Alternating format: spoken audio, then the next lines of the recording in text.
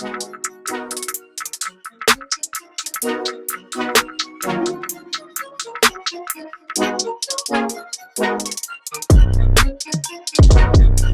is up, everybody, and welcome to the Mind, Body, and Pockets podcast, where we take lessons learned from people in the marching arts community to help you level up your life. I'm Eddie.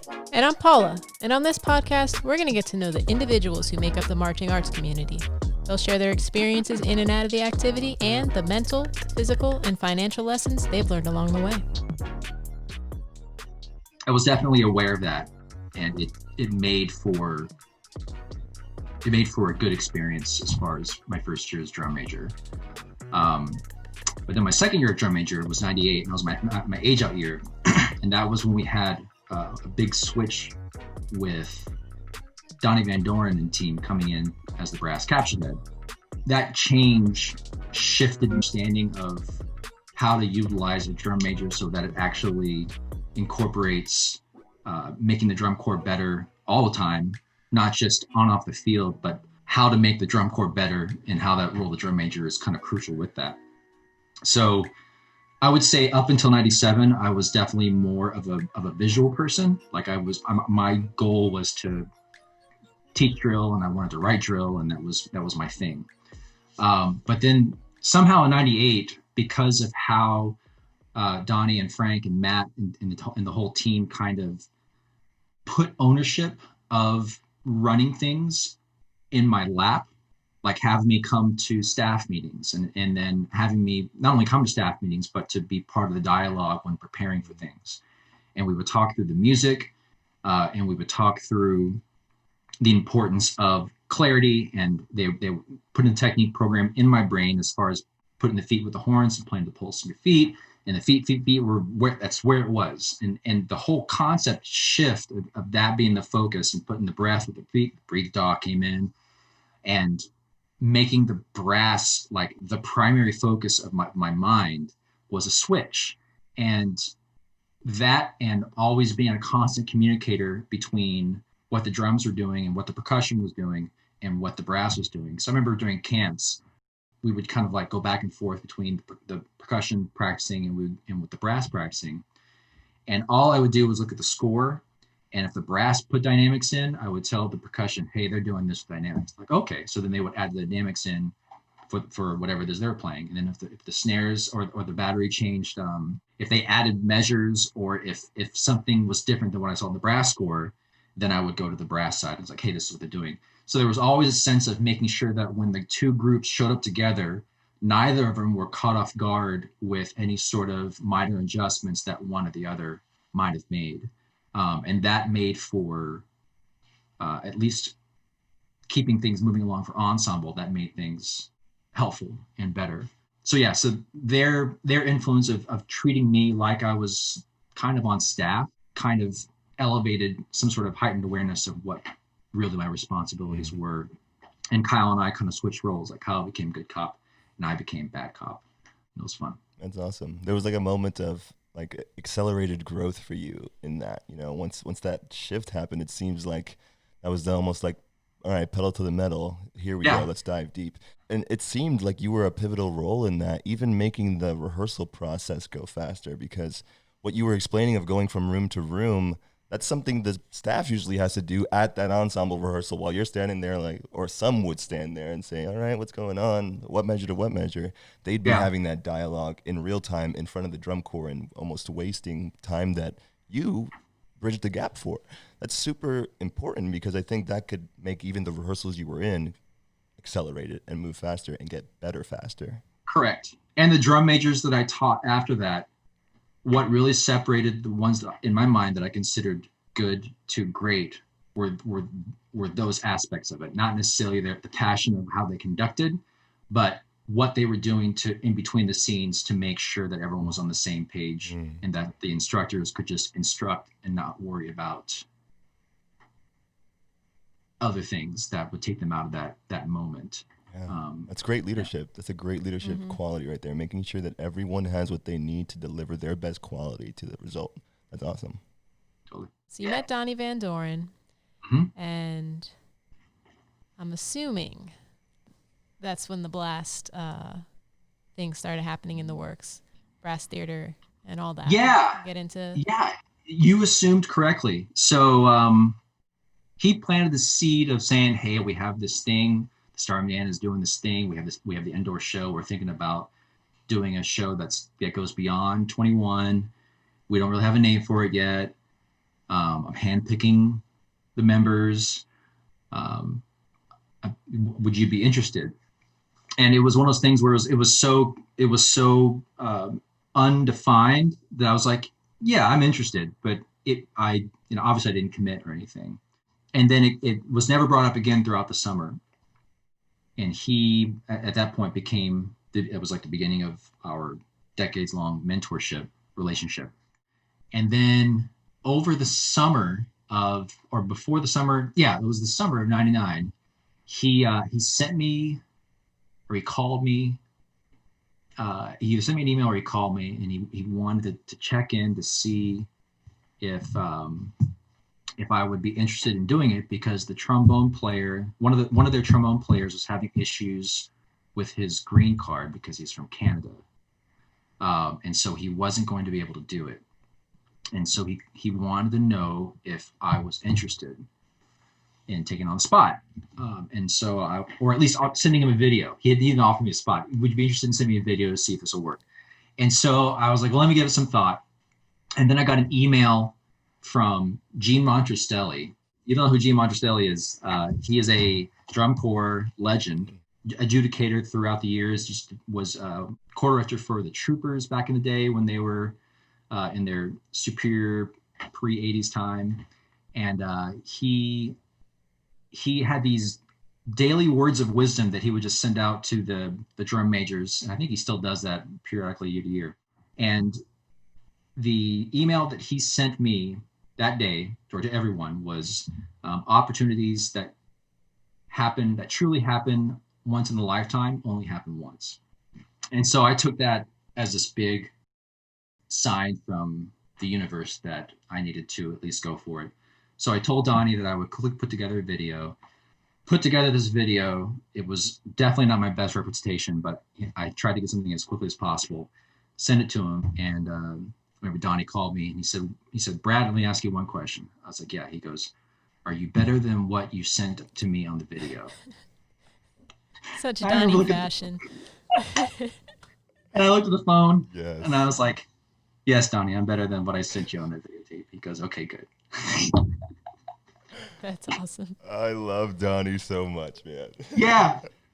And so he's like, okay, I've got a spot for you. Do you want it? Yes, great. So then my roommate had not moved to North Texas yet. So I had to call him and say, hey, this is happening. I'm going to pay rent until the end of our contract, but you're basically going to be living in our apartment by yourself. Have fun. Dropped out of all my classes in the fall, got in my car, picked up Joni Vertel and Judd Merritt, because we were all Texas people, and we all carpooled up to Indiana, and wow, blast happened. The start of a new journey. Yeah, that was definitely a change. Mm-hmm. I had my hair was kind of long. Kind of long. Yeah, it was like Fabio hair. That was the beginning of the long hair phase of my life. Okay. As drum corps, you had to have short hair. Yeah, and even though I think if you look at the videos, my hair was kind of longer than everyone else's, but I had so much gel in it that it was like close to my head, like tight, high and tight. Yeah. So yeah, that was the beginning of Blast. That was a huge decision to say, yes, I'm going to do this. I still kind of don't really know what it is, but I'm going to drop all my classes, get rid of my apartment, basically pay rent, and just total shift. Yeah. Like, were you the least bit scared or concerned, or you were just kind of like, I'm going to play my instrument? I think I was too young to really know that what I was doing was like seriously risky. Mm-hmm. They had laid out a number. I forget what it is now, but they were like, this is what you're going to get paid per year.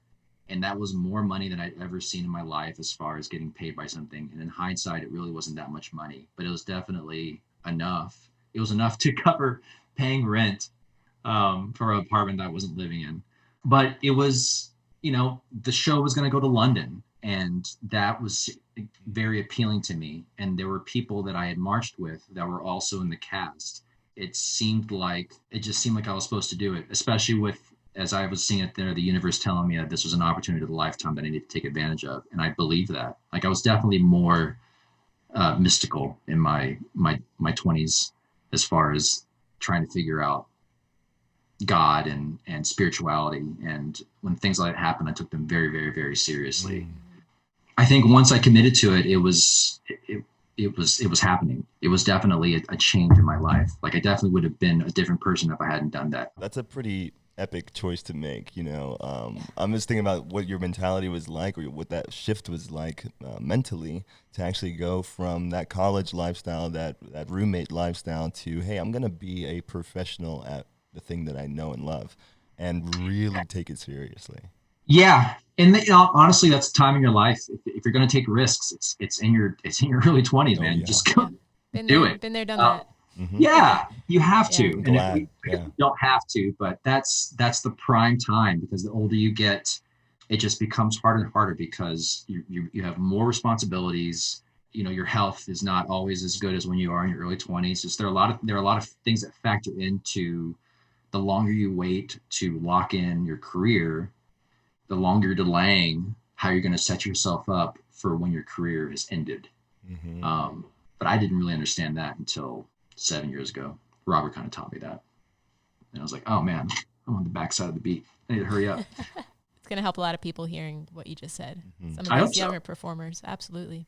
Yeah, and that's the time to take risk. That's the time to explore, to find what you're actually passionate about. Yeah, you got to discover who you are and what you're made of. And that's not the only time that's going to happen, but that's definitely the first time that I felt like it truly happened. And it definitely set the course for where I am now, somehow. Yeah, and I'm sure with that age, you were just like, I'm going to London, baby. Yeah. Yeah. Paid, going to London, see a lot of my friends that I marched with. Like, it was great. Like, a lot of the visual ensemble, which is the color guard, I marched with a lot of them. There were people in the drum line that I either went to school with, or I competed with, or I marched with. I'm not sure if I marched with anyone that was in the percussion, but definitely in the brass. There were people that I knew. And when I got there, it was one of those things where it was the best ensemble that I'd ever performed in. Like, they were just, and because I was, I didn't get into the best ensembles at North Texas as far as the Wind Symphony and the 1 O'Clock or anything like that. Like, I wasn't that good of a drum player. But when I got to Blast, it was all of a sudden like, here are all these people, and wide range, but they were all good, and some of them were monsters, and everyone was there because they had something that they could offer. And it was kind of a cult, because we all kind of lived in this school, and we all slept in the same rooms. Like, they built all these bunk beds, and we would basically sleep in the same rooms, and we all showered in the same showers, and then we rehearsed in what was converted, a cafeteria that was converted into a gym with mirrors. And we just kind of existed there for 4 months, preparing the show that was going to premiere in London towards the end of the year of '99.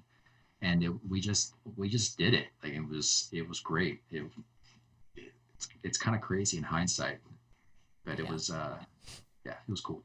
And like, just coming out of drum corps too, pretty much everybody, most of the cast coming out of drum corps, it was, they were either drum corps or they were brass theater. Like, they were all just one or the other. I think there was 1 or 2 people that had neither. They were marching band at the most. Mm-hmm. That's super cool. And you were all on your way to London. Yeah. But like, pumped to sleep in bunk beds because you were sleeping on the floor in drum corps. This is awesome. But we didn't have Star Hall was there obviously, but we were in hotels. But I think my first exactly. right? I was about to say. But people would talk about it like, hey, did you know they used to stay here? What? See those bunk beds? Like, I think my first tour, the bunk beds were still in some of the rooms, and like, asbestos is falling out of the ceiling. Yeah, it was intense. Here? But it was so cool to just be in Star Hall and hear those stories and know who came before you. Just a quick story. When I was 15, my jazz band went to Europe. And we happened to be there at the same time that Blast was there. So we were in London and we went to go see the show. And our director, he lied to us. He's like, I'm going to take you guys to see a show about kids on roller skates that takes place in the 80s. And we were like, cool. All right. But we were outside and we looked up and I saw like the marquee and it was like, that doesn't look like kids on roller skates in the 80s, but all right, whatever. We're just talking, and then go inside and you hear the samba music, and it changed my entire life. Just seeing that show was the coolest thing to see that live, obviously, being 15, being a very, very, very into drum corps, and just, I mean, we were losing our minds, basically. Like Nick came out and doing the snare solo and all the everything. We were just on our feet screaming, crazy. Went in the lobby during intermission, and I have a CD somewhere with like Ben Harloff's autograph and Vern Johnson and just all this crazy. It was amazing, and I bought the CD. Where was this? This was in London, in the Hammersmith. Yeah. So thank you. You impacted my life unknowingly. And I got back to the hotel and I was just listening to the CD over and over. And I told my friends, I'm like, I'm going to march drum corps and then I'm going to do Blast. And they were like, all right, cool. Yeah, right. But I had made up my mind at that point. It was such an incredible experience seeing that on stage. And just, you guys were like rock stars to us. That's awesome. Yeah. So it just, you never know. I know it's cheesy. Yeah. You never know who you're going to impact. You never know who's in the audience. Changed my life. So totally. Thank you. And you did all those things. And not only that, like you did those things in a big way. Like, am I incorrect in remembering that you were horn sergeant your age out year? That is correct. She was my horn sergeant. Yeah, that's right. Yeah. Don't you forget it. She reminds me every day. No, I don't. That's awesome. Like the fact that you had that role in the drum corps, and then you did go on and did those things. Seems like the same moment you guys had, that you telling some peer student that of, hey, I'm going to do this, I'm going to do that. And they were like, okay. And you're just like, watch me. Mm-hmm. That's awesome. That makes me happy. Cool. Thank you. Yeah. And shout out to the band director, man, for actually, I'm just thinking of that moment of how naive you were and, not, you know what I'm saying, but how oblivious you were to what was to come, and you're looking at the marquee like, what's Blast? Why do they have horns in their hands? That's not a roller skate. Mm-hmm. And then have the original London cast be the ones that, like, with an American high school band in their audience, and how incredible that must have been for you guys. So shout out to the band director for making that awesome move. Yeah. Words have weight, people. Yes. Words have weight. So, you did your thing in London, then you went to Broadway, which is amazing. First national tour. Just kind of talk about, you did all the first for the company. My whole Blast career is like this huge, like romantic memory, and not like romantic and just love interest. Like it was just a romantic period in my life. I was surrounded by just passionate, creative, artistic, intelligent people. And many of them awoke me to music that I'd never heard before, or art that I'd never seen before. So I should start by saying that in high school, I would basically stay at home and I would take the drum corps tape that I told you about that my band director gave me, and I would put it in my tape deck. And I had this program, it was called Ad-Lib Composer. And it was basically a piano roll, which is basically, you see the keyboard, the piano keyboard keys, you'd see that on the side, and then you see a grid, which a lot of software has nowadays. And you'd eventually just like you put all the bar graphs in, and you put tempo, and you put instruments, and you press play. And so I would literally, my hobby, my free time, my pastime was I would try to recreate to the mark the drum chord shows that I would listen to, and then once I would get all the notes painted in with the program, I would try to press play on the tape player, which is not instantaneous, and press spacebar so that they would play at the same time and listen to what that sounded like. So that was kind of like my introduction into hearing music and trying to make it, trying to understand how it worked. So when I went to college, I began to arrange a little bit more. but only as a hobby. Nothing really more than that. A couple times I would do things with ensembles, but nothing that I was a music educator focused person. When I went to Blast, I was introduced to Samuel Barber, and specifically I was introduced to his first essay for orchestra. And I would listen to it every night over and over and over and over again. That was back in the day when we had the Walkman CD players, the silver ones that were the circular one, and you wear the headphones and make sure your batteries you had fresh enough batteries, because nothing's worse than your CD player cutting off midway because your batteries died. Did you have the skip protection? Oh yeah, eventually I did. Have the skip protection. Yes. Bumpy best and simultaneously, what was it? BMG? Did they have the thing where if you ordered, if you got on their subscription, you would get 12 CDs for free, and then as long as you canceled it before a certain time, you would keep those CDs but not pay for the year-long subscription.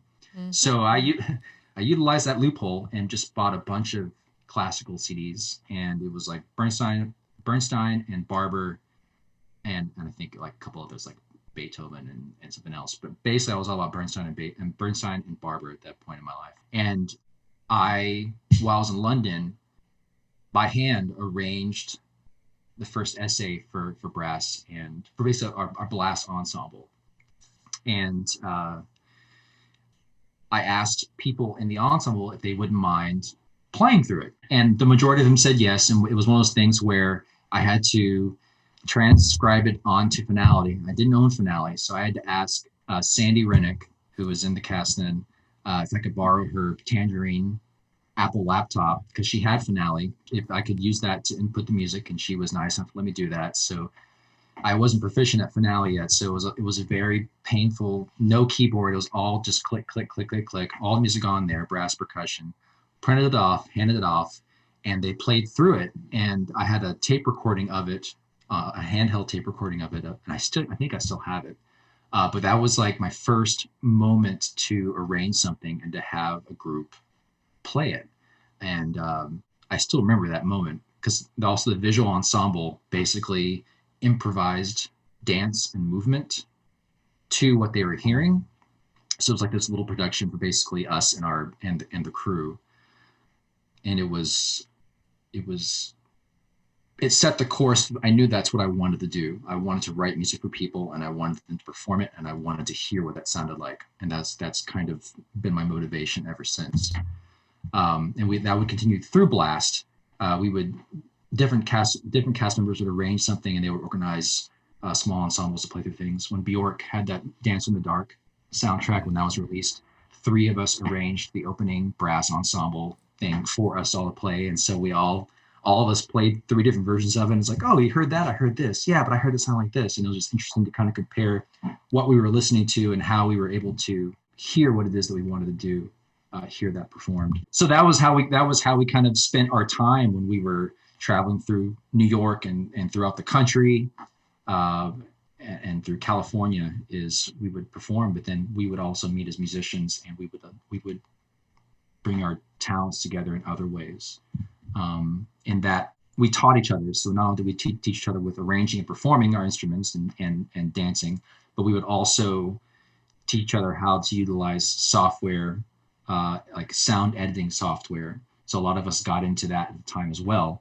And so that would set up some of us to go into editing soundtracks for Winter Guards.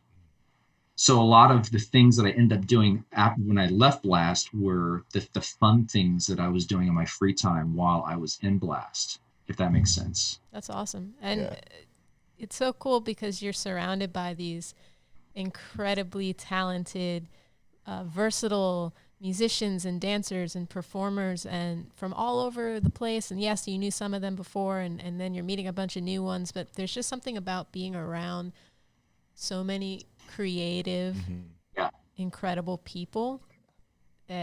You're doing yourself a disservice if you're closed off and you don't get out there and have those conversations and do those collaborations. And it's incredible to have that opportunity and take advantage of it, as opposed to I'm going to go out and party every night and not think about that other side of it. So you guys just always trying to get something out of it, get better, learn from each other, and come out of there so that when tour is over, you've gained some new skills and you can further your career outside of the show, which is really cool. Absolutely. And it's important to surround yourself with people that you perceive are better than you.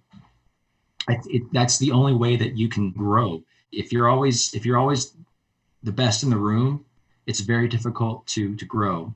And being in that scenario, being surrounded by amazing musicians and very artistic people, and not only the performers, but the designers, like John Vanderkoff was doing all the staging, and Jim Moore was doing all the choreography, and Jim Prime and Wayne Downey, and they were doing the music, and Paul Rinnick and Tom Hannum were doing the percussion, and Donnie was in charge of making sure everything sounded good, and so was Frank Sullivan at one point, so was Ray Linkus and Jason Buckingham. There were just so many people that were amazing people that you could talk to. Like, I would have coffee with, John Vanderkoff, can we have coffee tomorrow in London tomorrow? Absolutely, Brad, let's go do that. It's crazy that was at a time in my life, kind of understanding who it was, but not really knowing, really knowing who you're surrounding yourself with. Surround yourself with people that are better than you, and then just shut up, ask questions, and then shut up and listen. Yes. The more that you do that, the better that you will be at your craft, in my opinion, and your life. Ask the questions and then shut up and listen. Boom. That's a clip. That's totally a clip. That's totally a clip. Having coffee with John Vanderkoff. Yeah. That's it's funny just seeing the collaborative efforts from each individual at Blast, from the instruction to the membership, and how much of a professional atmosphere that is in general. There isn't the teacher, student, everyone's here, and this is a job. This is your career right now, and we take this seriously. And seeing that there were so many arrangers, and let's be real, some of the best, not only then, but now in the game. Yeah. We're there, and you guys are learning from each other, collaborating with each other, learning how to write, how to spark it. And your guinea pigs was the cast of Blast. That's incredible. The fact that you get to hear your music back from such great musicians, it's that's the moment I was like, oh man, that's got to be great as a composer and arranger, to just be able to hear it back at that level and almost have more of an affirmation of okay, I can do this. I almost see that back to the words have weight thing. It was I'm sure the feedback was, Brad, that was fun, man, that was cool. The improvisation, that moment that you guys had as artists, that seems like it could definitely make a shift in what the future of your career would be. Totally. That whole period solidified that two things. I did not want to be a band director. I knew that midway through my Blast careers. I have total respect for band directors, especially the ones that know what they're doing. It is itself as a craft and an art, the ones that are great at it. Mm-hmm. I realized that I was not going to be fulfilled doing that as a full-time career. And thank God that I didn't go into that with that sort of mindset. But that being said, I knew that I wanted to create music. And I also knew that I wanted to teach drum corps. It's kind of those two things were very important to me. I would say the 2003, the cast was going to go to Japan, and I opted not to go to Japan. And it was only for the summer. And so a few of us also opted not to do it. Andy Smart, Freddie Hernandez, Joni Vertel, Brandon Epperson. We were kind of like this group that decided we were going to go teach the Blue Knights together. And so we did that and got our feet wet with the Blue Knights. Definitely learned a lot that summer as far as how drum corps works and what it means. Just the staff side of it. I didn't really have that full experience yet until that summer. And so after that, we went back, and the Blast came back, and we finished up the North American tour. Once that tour ended, I decided that was going to be it for Blast. I've done it for almost 5 years. I was ready for something else. So, and I was not the only one who felt like that. And a group of us left the cast, and we moved to New York, and that was the beginning of New York, Brad. So New York's tough. And I spent 8 years there doing anything from unloading trucks to working booths, to I worked at Warner Music Group for a hot minute as a person that restocks sodas for the executive floor. But during that time, I was still writing music, and I was living with people that we were on blast, so we were still creative. I was able to work with local groups.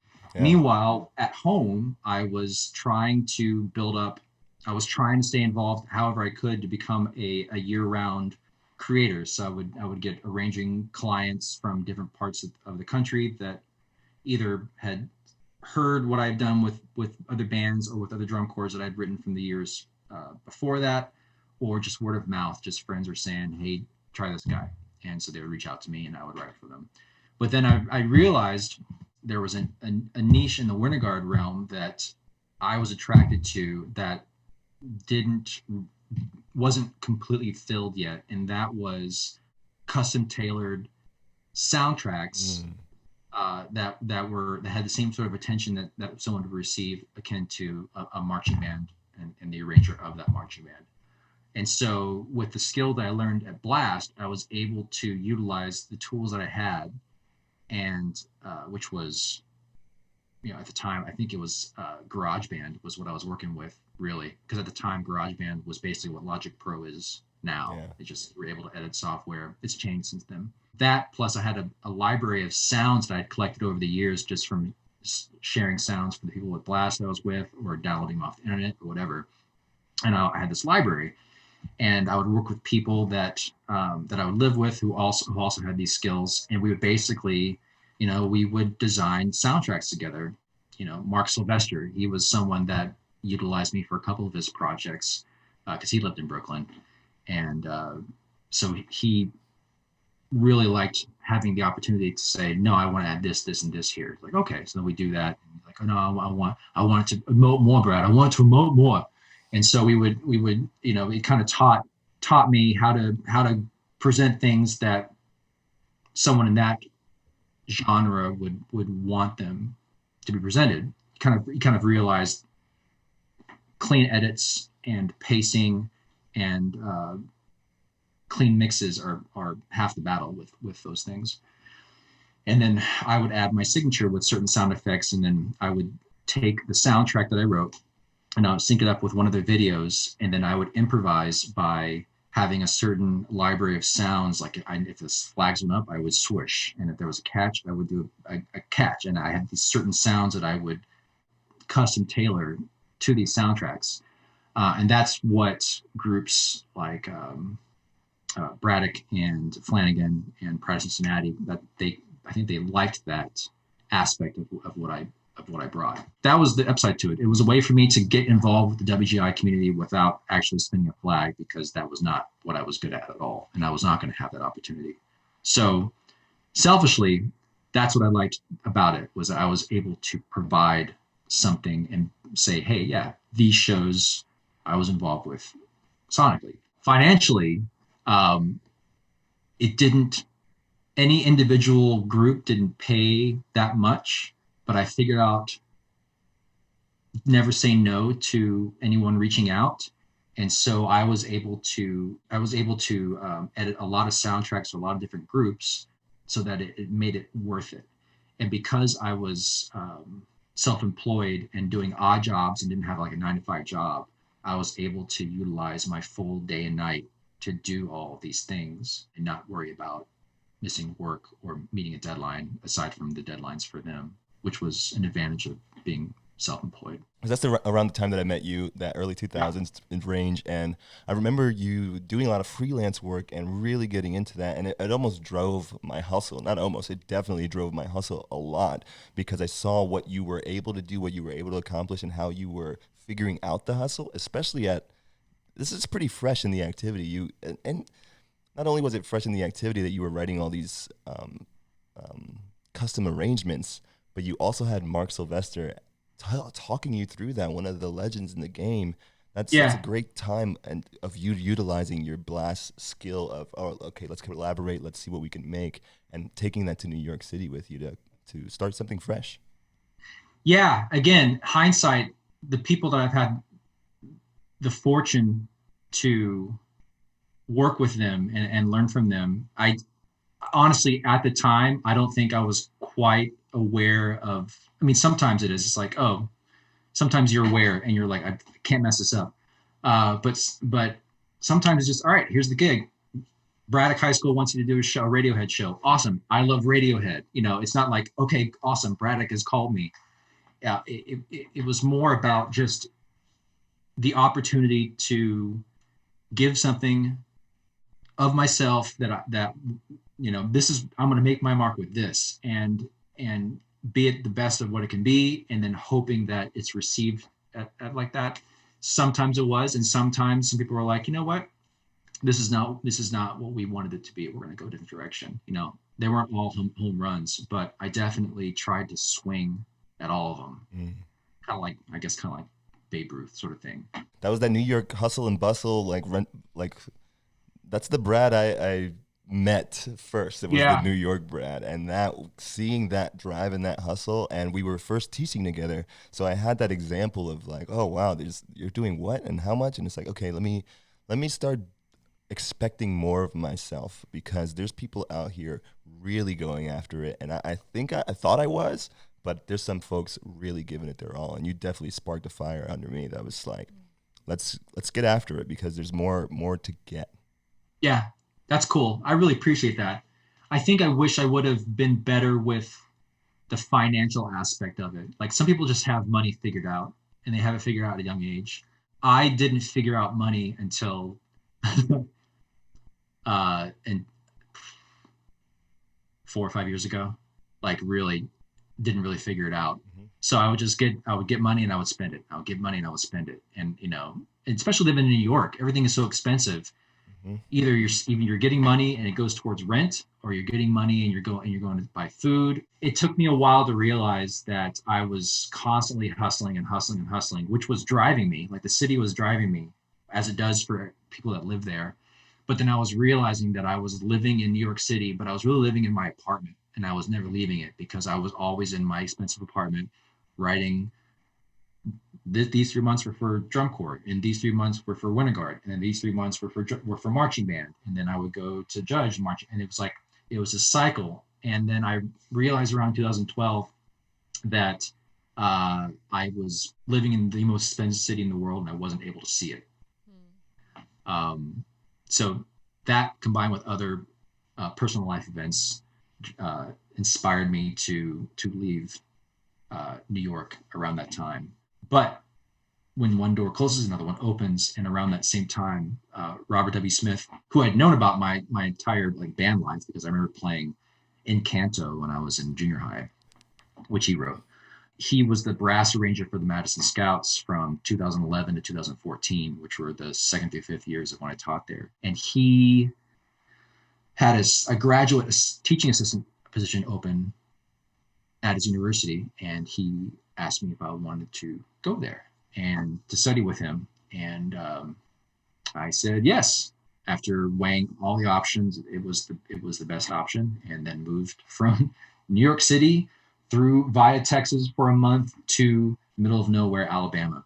And that was a shift. Yeah. Huge shift. It was cheaper. It was a lot cheaper.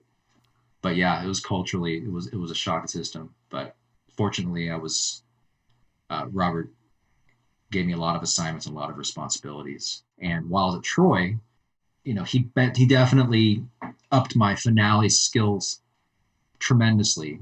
By the time I was done with my time there, I knew all the shortcuts. The best way I could describe it is, if you watch the old Star Trek: The Next Generation shows, and Data would be at the console, like moving all his fingers like this, and the computer's trying to catch up to him. Pretty close to that. Like, you're going and everything's happening, but it was impressively fast. Like, it was cool. A long ways from the tangerine. Yeah. The one click. Totally. Good callback. But yeah, and with that came a lot of material. Like, I had stacks and stacks of scores that from wind ensembles to choral works to pop ensemble charts to jazz charts. I had just stacks and stacks of professional looking bound scores. and I had tons of recordings that different ensembles from that school had provided for me. Plus, I had some stuff that I had acquired through my time at New York when I was writing for groups like Genghis Barbie or for other individuals or small ensembles. So I had this plethora of content, so that when in 2016 the Air Force put out this call for arrangers to audition, one, I didn't think that I thought I was too old, because I remember turning 35 and thinking to myself, all right, no more military, dodge that bullet. And then Mark Whitlock sent me this Facebook post and he attached to it with this post and said, I don't know why, but I thought of you. And so I'm sending this. So once again, I get a mysterious email from a mentor that I respect, and the universe is speaking to me. And although I said, that was a mystical 20s thing, I still took it the same way in my late 30s. And so I put it aside, and then a week later, I pulled the email back up and I read, oh, I'm not too old. I have to audition and get through basic training before I'm 40. And I was 39 when this was all going on. And so the process was send in professional scores and professional recordings and your resume, which I basically had just sitting. It was all just right there, ready to go. And so I sent that off and got through the first round. And so this was in the middle of the summer of 2016 with Oregon Crusaders. And it was a 3-round process. So I was like, all right, that's cool. I made it through the first round, whatever. And so the second round was arrange Taylor Swift's Shake It Off for pop ensemble, drop it from G to F, send the parts and the score, and arrange a jazz band chart that was This Is My Country, but make it an original piece based on that theme. So I basically wrote that on Finale, put out some scores, same thing with Shake It Off, sent that in, and then was told that I made it past the second round. And at that point, I realized that there was a possibility. And so I started running, I started getting in shape. And then the third round was fly to Scott Air Force Base, which is Illinois. And then they informed us that we had basically 12 hours to write a concert band opener, get all the parts written, all the score written, ready to print it off. And then the next day they would read their band read through it. And there were 4 of us there. And I did that. And 2 of us were offered the job. And I was one of them. And I was actually the only one between the 2 of us that actually took the job. And at that point, a lot of my habits had to change, like the way that I was responsible with money, what I was consuming, and my workout routine and prep for basic training was the goal. Because what I didn't want to happen was I didn't want to get to basic and be injured or not make it before I turned 40. That's awesome, because you had an actual end. There was almost a deadline to it too, so it almost set you up for a perfect goal. Here's what it is, here's my deadline, and here's what I need to get done. And you Correct. Once again put that accelerator pedal to the metal, and it was let's go. Yeah, totally the things that you learned in drum corps. Get up, get it done. Wake up in the morning. Here's the goal. Get it done. Awesome. And I think that having that foundation and always being able to reference it and know that I've done things harder than this before. This is attainable. I think always knowing that was motivation and driving for me to succeed in that. That's so great. It's it's crazy. Here's this guy who's 39 and he goes to basic training. Literally, I graduated from basic training at the middle of January and then turned 40 at the end of February. Wow. Just squeezed in there. I literally couldn't mess it up, because if there was any sort of delay, then that was it. Oh, you could have messed it up, but you chose not to mess it up. Correct. That's big, because you basically just said the whole point of the podcast in a nutshell, because you did mind, body, and pockets during that, talking about your mentality going into it, talking about the body and basic training, and then financially trying to make the right steps so you can get there and get to where you ultimately want to go. Right. Because, you go into the military, you can't have any sort of debt. You can't have debt. you can't have any sort of like illegal record. And you have to be able to pass physical examinations. And so I had to take care of my debt before I went to it. And that focused this is how you do it. And I got rid of, I figured out money. Like, okay, this is what I have to do. Let's get it done. And was fortunate enough that I had, with my freelance career, by that time, for the 2 years leading up to this moment, I had, every season there was something I was doing that was allowing me to be financially stable throughout the whole year. And it kind of took a number of years to make all 4 seasons occur, because it was usually like, all right, these three sets of months are great, but this last quarter, I need to make sure that I hold on to the money so that I don't starve. Yeah. Yep. So anyway, so taking care of debt, got that done, made sure my record looked good, got that done. And then my goal was to show up to basic training, being able to pass their physical test, which was doing a certain number of push-ups in a minute, certain number of sit-ups in a minute, and then being able to run 1.5 miles in a certain amount of time. Having that ready to go, when I showed up, I realized that one, I was basically the age of most of their parents, the people that I was at basic training with, and two, most of them showed up out of shape. And so I was running in circles around them at the beginning. And then I made fun of them once I told them how old I was. And they were like, oh. That's awesome. Basic training basically forced me to reflect on how I had been up to that point. Words have meaning, and understanding that and having to like come to that conclusion and then getting yelled at by someone. Let's go, hurry up. Do you feel like cadets set you up to succeed during Daryl basic Pemberton training? yelling at you. You're not some, right? It's Yeah. Sully and all these, you're not some 19-year-old kid who's never, they graduate high school and they go off and they haven't experienced all these things. Being a little bit older and having been through the mud a little bit, yeah. The transition to New York, the hustle mentality you had. And I remember that year because we were teaching at Madison Scouts in 2014 together. And then we went on a different journey in 2015. Yeah. And I remember I was with cadets and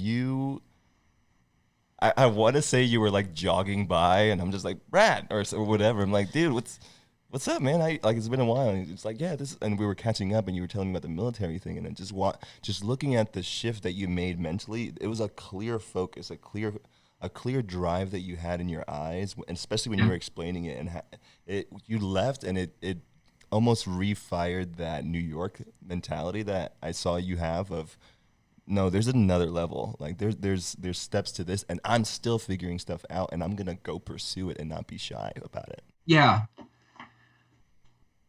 it's weird. I was turning 40, and I actually felt like I was growing up. It taught me a lot. It taught me a lot about respect, what leadership was and what it wasn't. And I don't think I don't think I really got some things until at the end of my basic training and then applying it to my career. I didn't really grow up until I graduated from basic training, which is kind of weird to say. Maybe it's typical for guys not to grow up until their 40s. Yeah, that's awesome. Yeah, you'll get there. But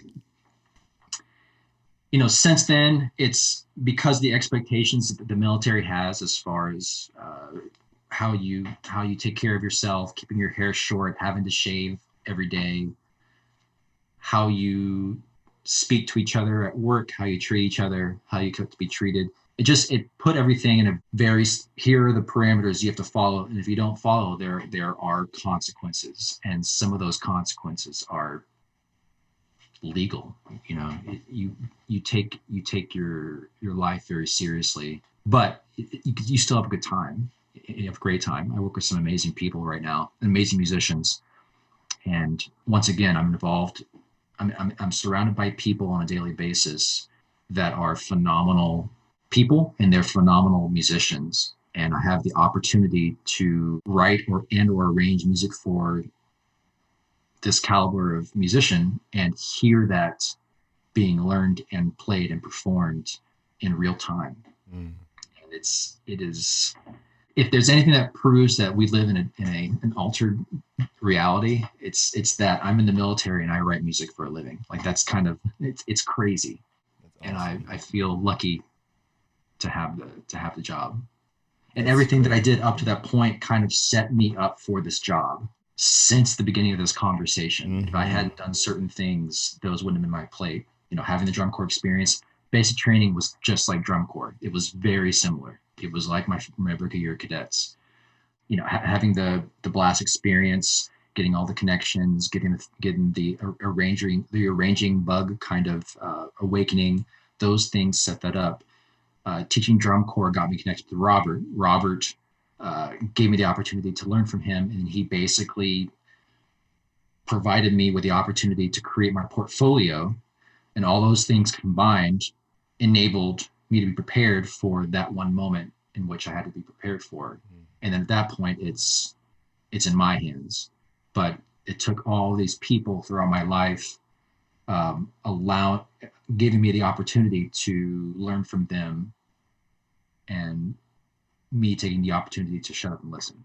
That's huge. Yeah, that's the one right there. It seemed almost like, I love the correlation you had between the military and drum corps, because when you were explaining your military experience and how you grew up after basic training, I thought back to Euphonium Brad, and that being your first 2 years of basic training at the cadets. And that was, a really military style drum corps, especially around the time you marched compared to when we marched. But it seemed also like when you grew up after basic training, that was almost like you growing up from euphonium to drum major as well. And sure. that shift and that mentality, and almost the caliber of the level that they expect from you in the military, it seemed like that when you were explaining the expectation from the staff and how your involvement really morphed to the future of it, and you took it really seriously. So it's almost like I'm seeing 98 Brad back again at like just another level. It's weird. Sometimes I feel like, we exist in cycles. There's that whole like theory of every 7 years you're a different person because your cells regenerate every 7 years. I think that was in a movie, or someone told me that fact. So I kind of pay attention every 7 years to see where I've been. But at this point in my life, I feel more like I did when I was in the cadets at that point in my life than where I was in between those years. It's like I was this person, and then after I got done with drum corps, I had all these experiences, became this person, and then that person had to be broken down and built back up again, and that happened at this point in my life. But the 18 to 21-year-old me and the current me are more identical than the guy from 10 years ago, for example. Wow. Yeah, that's beautiful. So I guess a question to follow up on that would be, especially since you feel the same as that version of yourself, what would you tell the 18-year-old self now? Like, especially after going through all of that experience and all of that expectation, you're meeting that Brad that's about to make that shift in the drum corps mentality. What would you tell him now? What do you know now that you wish you knew then? Oh my gosh, I don't know, man. That's such a hard thing for me to really get into, because anything that you would have changed, anything that I would have changed back in the day, I would have been a completely different person now. But if I could have just been a little bit calmer between the ages of 21 and 35, just calm down a little bit, then maybe that would have been good. Not necessarily for me, but for the people that are around me. Yeah, you know what I mean? Beautiful. Sometimes it's about the people that I interact with more than it was about me. But at that time, it was about me, not necessarily the people that I was interacting with. It's a great lesson. Yeah. We hope you enjoyed part 2 of The Weight of Words with Brad Green. If you missed part 1, what are you doing? Make sure you go back and listen on Apple Podcasts, Spotify, or our YouTube channel to get the full story. We'd also really appreciate it if you'd give us a follow on our Instagram page at Mind, Body, and Pockets, and join our Facebook group to continue the conversation. Thanks for the support, and as always, keep taking steps to level up your life.